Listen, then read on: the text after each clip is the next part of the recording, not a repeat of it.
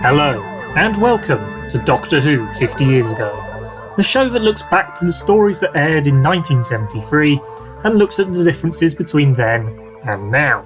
I'm Ben. I'm Luke. And I'm Nick. We're looking at the 50th anniversary of Planet of the Daleks, looking at the news when the programmes were transmitted and the themes seen in the story, and as I said at the top, looking at the differences between then and now in Doctor Who and the world in general. Firstly, we'll go into the news in April and May of 1973. On April the 8th, renowned artist Pablo Picasso, or Picasso, take your pick, dies of heart failure. The Times of London calls him, quote, probably the wealthiest artist who ever lived, unquote. He kept working until his final days, with a showing of his work planned for the Palace of the Popes at the time of his death. His collection is bequeathed to the Louvre in France, although arguments ensue and not all of it ends up there, and now it's scattered all around the world. Makes a useful Doctor Who story in about 5 years from then about art. It's really cool when you look back at how much of an impact Picasso made, and to think that he wasn't actually that long ago that he died. He really was able to use the media in order to make himself incredibly famous. And when he died, he was considered one of the most well-known figures. The Times calling him one of the wealthiest artists who ever lives, though, maybe of the 20th century. Yeah, and there really was a worldwide reaction to his death. There was squabbling about the amount of stuff that everyone wanted from his estate for years afterwards. The year after this, it was still looking like the Louvre was going to get a bunch of the paintings, and then they only got like a small amount, and they promised they were masterpieces. Yeah, wasn't he influential in Cubism, right? Was he Cubism? Well, he started out as one of these surrealists at the turn of the century, didn't he? Have we got a suitable cultural loss in early to mid 2022 or 2023 we can compare Pablo Picasso to? David Attenborough. When he dies, I think that's going to be similar, because it's somebody who started out in the late 50s, early 60s, and was able to use television to his advantage. I'm talking about him in the past tense, even though at time of recording he's still alive, fingers crossed, touch wood, and became such a huge figure simply on the back of his work and the way he was able to get respect for it. And during the time of Pablo Picasso's death, cementing his impact, or had cemented his impact, or of course at that time David Attenborough was controller of BBC Two and cementing cultural status by making sure the television was showing things of important cultural attitude and using BBC Two's alternative channel status. There's a good little BBC Archive YouTube channel. There's a clip where he was being interviewed about precisely this at the time then he was stepping down as BBC Two controller. In a sense, things haven't changed, because what he was saying in that was, in the 20s and 30s, everyone had the same opinion because you just listened to the wireless or whatever. But now we're so polarized and everyone thinks the BBC is doing something wrong. Or essentially, that's all, I'm paraphrasing what he's sort of said there. And I was like, things haven't really changed since then, have they? Things are still very polarized, if not more so. And everyone, people on the left and the right and the centre, think the BBC are wrong and biased, don't they? If you're irritating everyone, hopefully by the same amount, then you are doing your job right. And by extension, the David Attenboroughs and the Pablo Picassos of their world are taking advantage of freedom of expression to cement what they want to show out, be it whether in art or in television documentary or television channel producing. The continued freedom of expression through a multiplicity of channels, including streaming services, shows that there's not much difference between 1973 and 2023, I should imagine. On April the 12th, Swaziland, formerly a British High Commission territory after the Second Boer War until independence in 1968, currently Eswatini, has a king, and he annuls the 1968 constitution, dissolves the legislature, and rules by decree from here on in until his death in 1982. Said king was monarch, give or take that commissioned territory status, since 1899, when he was 4 months old, and his death in 1982 makes a quote-unquote reign of 82 years and 8 months, making him the longest reigning certifiable monarch ever. I was going to make a point of decolonization, but we might as well go towards other long-running monarchs, including the departed Queen Elizabeth II of 70 years and 6 months reign. Recognition of her existence and seeing through a great period of change in Britain, including the decolonisation elements, the creation and certification of the Commonwealth in the 50s and 60s. Obviously, as I mentioned in my preamble, Swaziland being a former British High Commission territory until independence in 1968, where that constitution came, until the Swaziland king decided against it and decided for a full autocratic dictatorial relationship. Obviously, he did that at the latter stages of his life, through which he'd seen great change both in Swaziland and throughout Africa as a whole, really. The British obviously as they were leaving, probably had a certain idea of how they wanted their former colonies to develop, etc. And they very much did not develop in the way that I think the British thought they would. And this is a good example of it, isn't it? Because I'm imagining that they probably would have wanted Swaziland, now Eswatini, to be a more constitutional monarchy, maybe with the Westminster style system, etc. But obviously did not occur, did it? Although the British had an influence all across Africa, maybe in India, etc., probably didn't leave as much of an influence as you might expect. The cultures, etc. It's equally interesting to note that this king, reigning since 4 months old in 1899, was brought up on the traditions and values of the regents that would have ruled in his stead whilst he was growing up, and teaching him about ways and means of ruling and governing. Obviously, those had a profound impact on his life, and because his life was long-lasting, that therefore governed how Swaziland was ruled within Africa. And the same could be said of the late Queen Elizabeth II, being brought up under the morals and values of King George V and her father George VI, and by extension reigning for a good 70 years and making that second Elizabethan age one of increasing multiculturalism, decolonisation, and seeing Britain's place in the world changed irrevocably.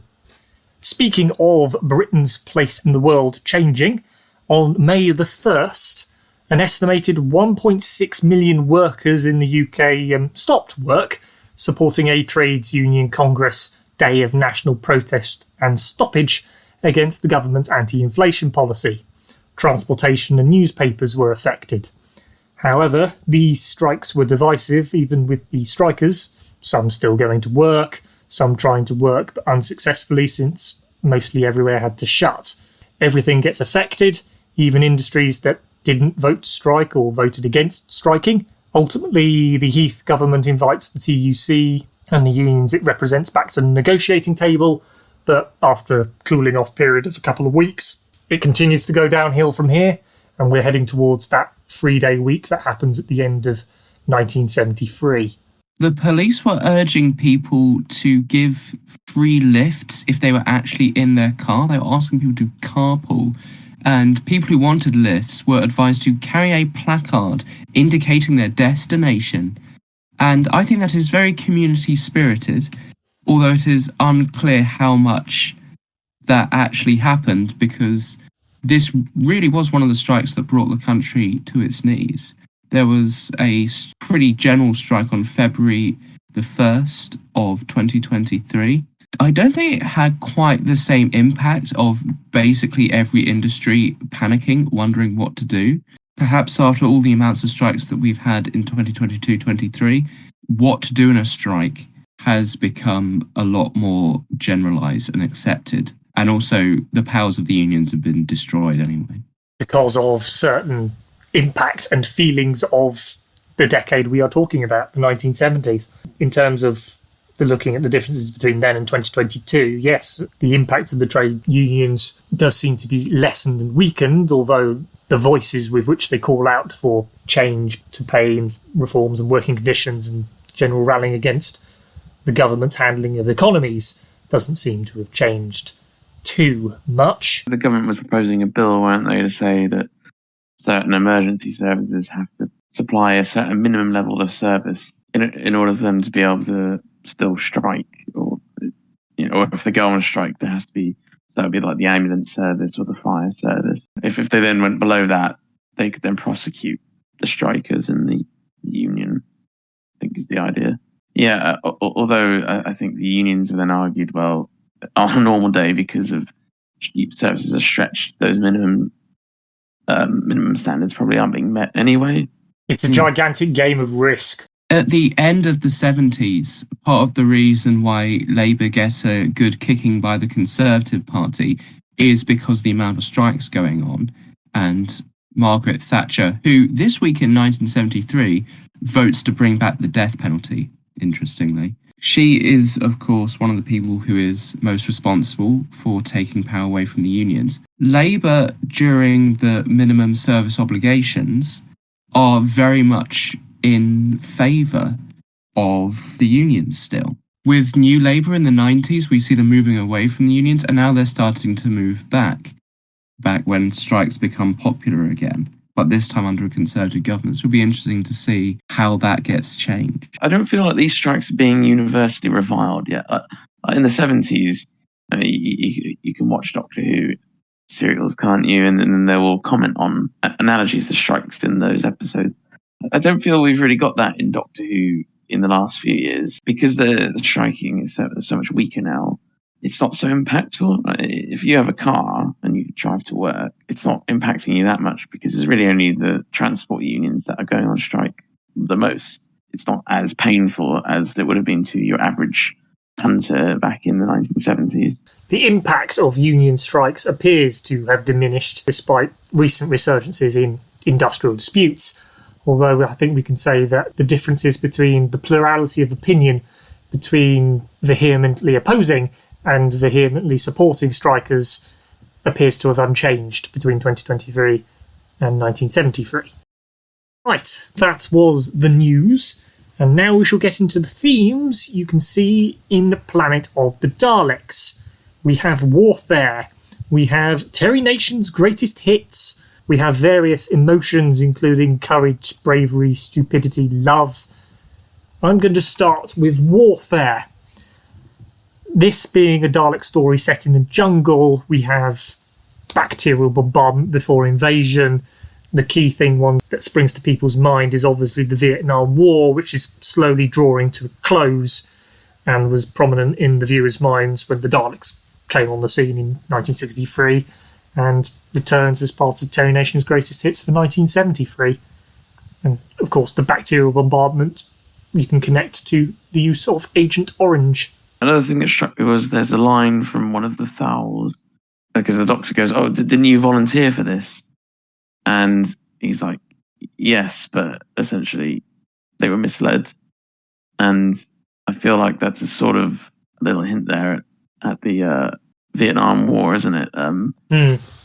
I don't know if the public were generally aware at the time that it was like a false flag attack. That is what the US used to get more involved with.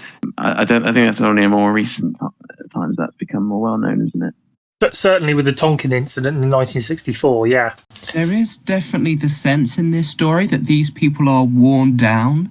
They've been there for a long time and they're starting to turn on each other. Warfare at the end is not portrayed as something particularly glorious. When the Doctor says don't glamorize war, don't make war sound exciting. War is about fear. You were saying, Nick, about how everyone was worn down by the war. And yeah, war is portrayed in this story as something which just seems to keep going on and on and on. And even when we meet these people, we're meeting a fraction of what started the mission. And they talk about it as a suicide mission. It's not portrayed as glamorous at all. And when the Daleks use a bacterial bomb on the planet, well, who cares really what happens to it? It's just going to take everything.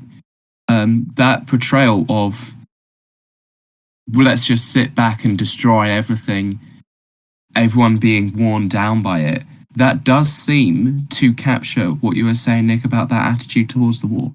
I would equally point out there's obviously a good quote from the Third Doctor of taking great satisfaction in being violent for somebody who hates violence, but ultimately what you do is you only get a short-term kick in taking that great satisfaction, and ultimately war does wear down people and nations.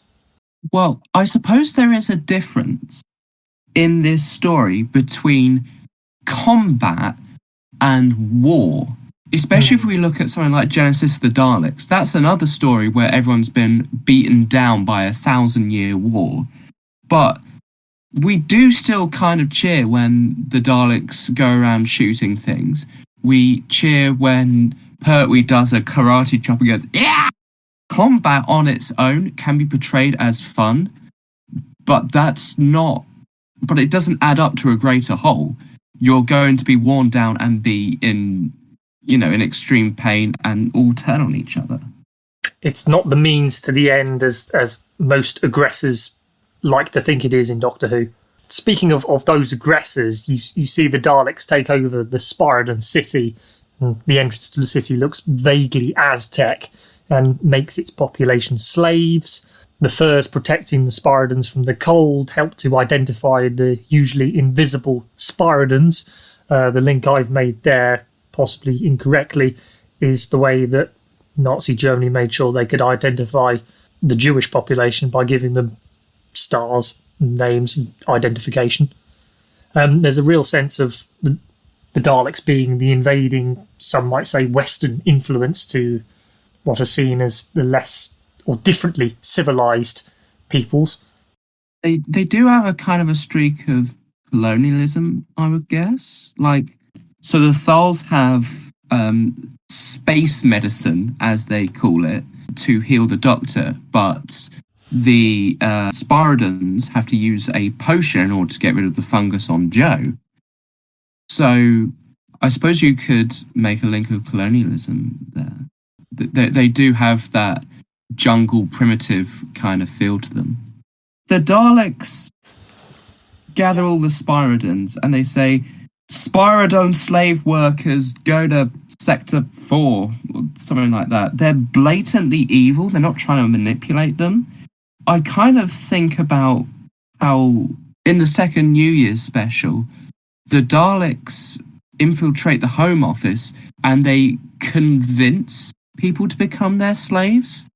If you think about the Robo-Men and you think about the portrayal of the Spyridons in this story, it's basically just the Daleks coming in saying, you are our slaves, and the Spyridons don't have anything to say about it. Nowadays, the theme of slave by choice as opposed to slave by whip is a lot more prevalent, considering how we think about how algorithms and propaganda are altering our views. We only have to look at something like this story and the Daleks are they're just a blatant evil who will shoot you if you do anything else. And I wonder, to an extent, how the portrayal of the media in Frontier in Space as something which is getting things wrong and turning people against each other, convincing people that way, is different to, in this story, the Daleks just saying, you are our slaves.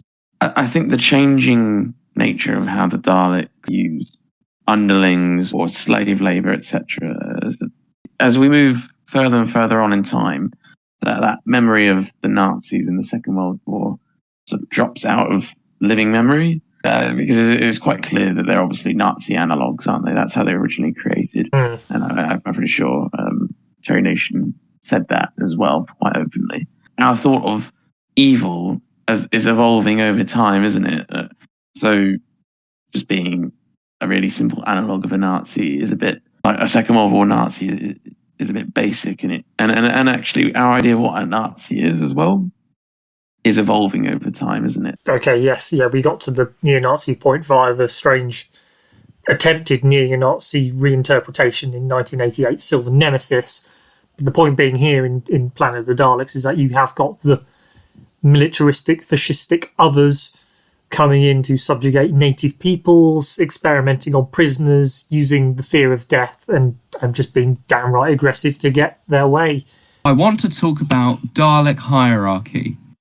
We see in this story, I'm going to exclude the Supreme Dalek for the moment. There is no discernible difference on the Dalek casings, apparently, between Daleks, and yet there seem to be Daleks in little squadrons where one appears to be in charge and everyone else obeys completely. When the Supreme Dalek comes in at the end, everyone answers to the Supreme Dalek, and the Supreme Dalek seems to hold one specific Dalek responsible and blows it up. And we hear talk of a Supreme Council that I'm not sure we really see in the programme. The Daleks here are portrayed as having a rigid hierarchy and complete obedience.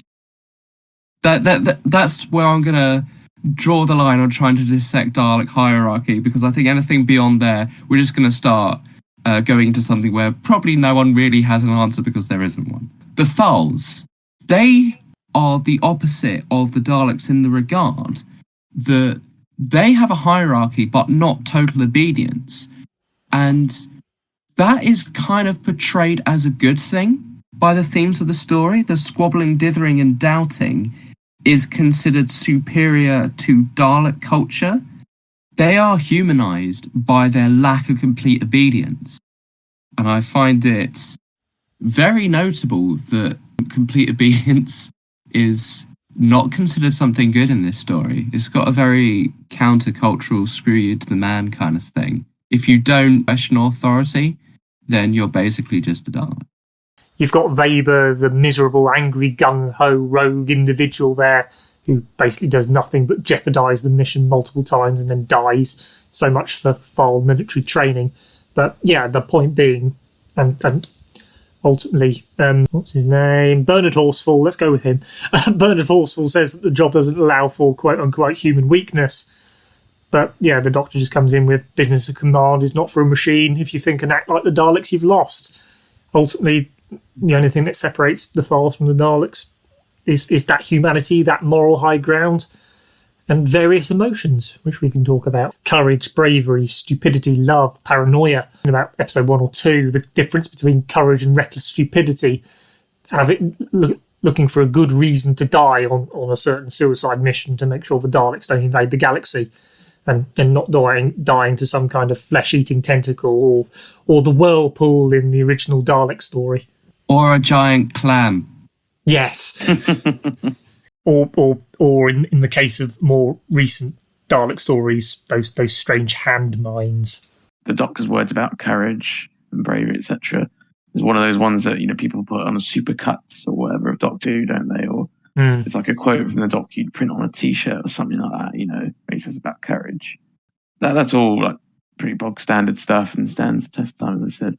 The sort of the gender politics here is a bit funny because, there's a whole bit where he basically goes to Rebek and is like, if the mission fails, it's your fault now because you're a woman and I love you and my decision will be clouded and it's your fault. Yeah, supreme gaslighting. Yeah. Yeah, I was thinking, that doesn't stand a test of time. That's a bit dated now. So yeah, the whole general existence of Rebek is both good and bad in this story, because by her own definition, she's on the backup crew, she was trained, she was ready, she took a chance when Taron stopped her being on the first wave, hint, which is definitely gender politics here, because then they get into an argument about making logical decisions against love. And then the Doctor unfortunately reinforces this by him going to talk to Bernard Horsfall and letting Joe talk to Rebek off screen. What's important to remember about it, though, is that this wasn't considered something good at the time. The previous story, the president of Earth is a woman, and they were very cautious to not make a big deal about this and that she wasn't the first. So I think it is just a case of old-fashioned values and that good old friend slightly rubbish writing? The difference between Hulk and Nation, yes. Yeah. Well, none of it comes. Yeah, it doesn't come across as intentional. It just feels a bit dated. I would like to contrast, in terms of gender politics, the presentation of the Thals in this story versus the presentation of the Thals in the Daleks and in the Doctor Who and the Daleks film. When we see the Thals, especially in the Doctor Who and the Daleks Peter Cushing film, they kind of have this androgynous Bowie-like vibe to them. They've got all that makeup and the lipstick, and in the original The Daleks, The Mutants, whatever, serial, they have the more, shall we say, 1950s sci-fi inspiration to them, of that sort of futuristic loincloth. I don't think that you could argue that they're traditionally masculine a lot of the time. They talk about their doubts a lot, but they're in these big, bulky suits. They're proper soldiers from a universal fighting force that's like a professional rank within the Thal culture. They're sent on a suicide mission for glory, and they're out there for... they give medals for that sort of bravery, and that's kind of portrayed as a good thing. If you were to compare that to how a lot of the Vietnamese wartime propaganda would quite like to portray soldiers versus the reality of it, the Thals in this story are people who are traditionally masculine in appearance but also have their downs. There is that change now, and it gets expanded a bit more in Genesis of the Daleks, when they become even more of a professional fighting force who are really cross. They are cross, but at least they've won a military cross. Is that concept of national heroes, of warfare, which has its own emotional impact. You think of the propaganda from the First World War, where they quite literally just say, do the future generation historical aspect of, Daddy, what did you do in the war? But then equally, it goes into Pertwee's, again, excellent lines, which all end up in the supercuts of war not being an exciting and thrilling game. Don't glamorise it. The peace-loving people will talk about stories of fear rather than stories of glorification. With regards to paranoia, that even though the Thals have to sneak around, we've got invisible monsters. The jungle itself secretes this fungus. Nation really does bungle it in the first 10 minutes, where Jo gets some alien fungus on her hand, squirted by some horrible alien plant, and she just goes, If she wipes it off, I'll be shocked. Just think about what you would do if you were on an alien planet and you got squirted with alien goo. So we'll segue towards Terry Nation's greatest hits, because that is what it is his first script for some 7 or 8 years. So he's happily retreading old ground. We'll try not to be a trope counter, but you've mentioned the strange alien jungle landscapes to explore, inimical to external life with the infectious spores. Also, we've got the Spiralons being invisible. It's a nation ideal to save on budget. I mean, he quite literally calls them the Vizians in the Daleks master plan. When Death of the Daleks comes along, he does try and just write Planet of the Daleks 2, and then it's Dix and Holmes who are saying to him, maybe you should come up with something, but all they really do is say to him, rather than have it on a jungle again, why not have it somewhere else? And it's that sort of thing. And then when Genesis of the Daleks rolls around, Robert Holmes, who has a bit more power at this point, says, shut up, just write something good. I think it shows how much power Nation had at this time. He was given first refusal on any Dalek story if he wanted to write it, which is how he ended up writing so many of them. But he's more than happy to get away with, quote, the old classics in this 10th anniversary season, doing the old leg disability trick, whacking a Dalek's guidance with a made-up radio, making them stop work because there's an escaped prisoner. All those kind of the classic adventure serial ideals, which may or may not be a bit dated by the early 70s. Props to Nation, though, that even though that there is a sequence where they have to go through a tunnel-like place in order to get into the Dalek city, at least it doesn't take an entire episode and doesn't suck quite as much.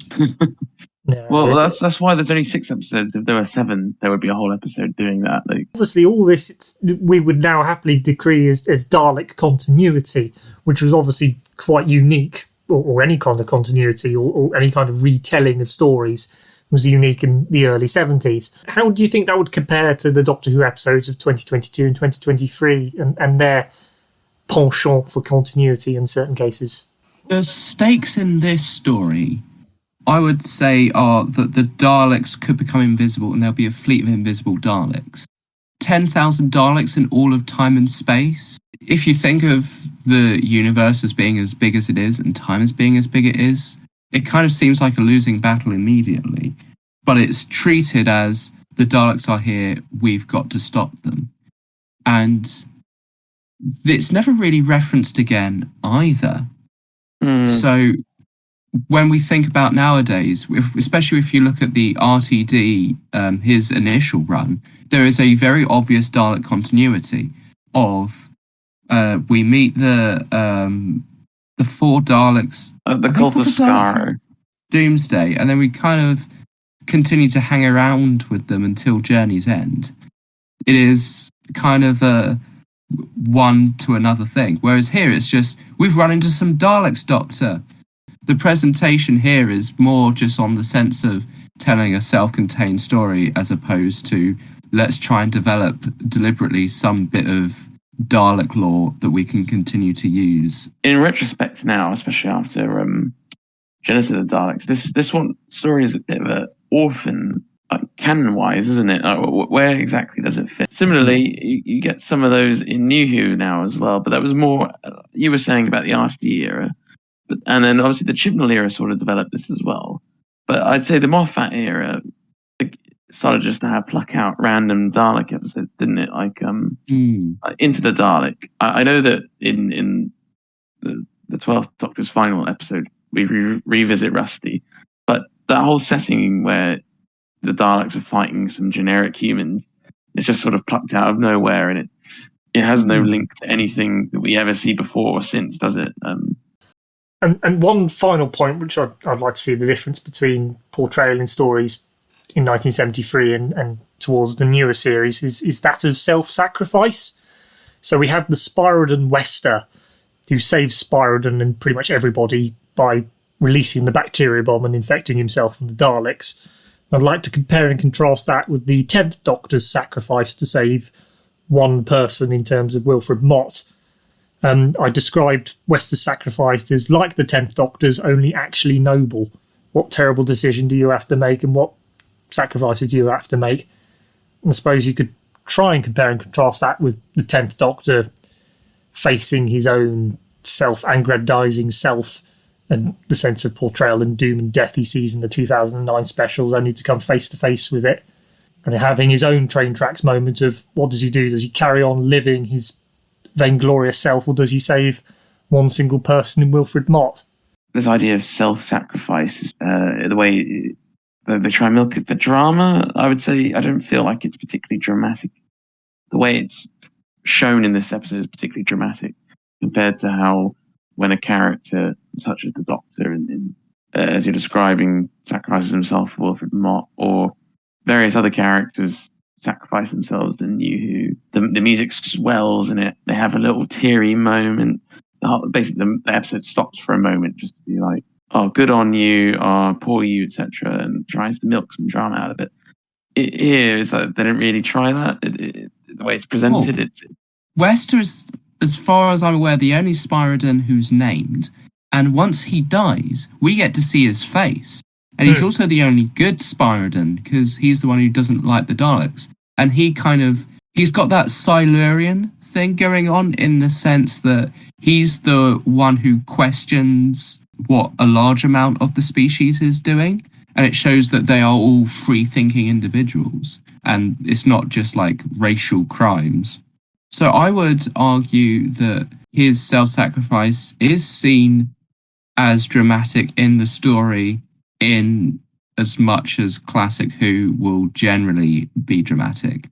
The ideas of what is dramatic has changed, hasn't it? Classic Who, when it has an emotional moment or something like that, as you're describing, yes, I suppose when viewed through the lens of what's classic Who like, that is quite a dramatic moment, and the way it's presented is dramatic for classic Who. But you compare that to modern day television and New Who, I think it just shows where we've lost the art of subtlety. It's sort of gradually evaporated away, hasn't it?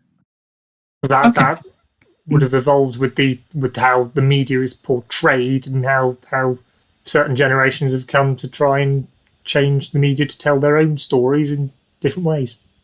Self-sacrifice in New Who is seen as personal turmoil and an inner decision that you feel this greater good and you decide to have noble qualities.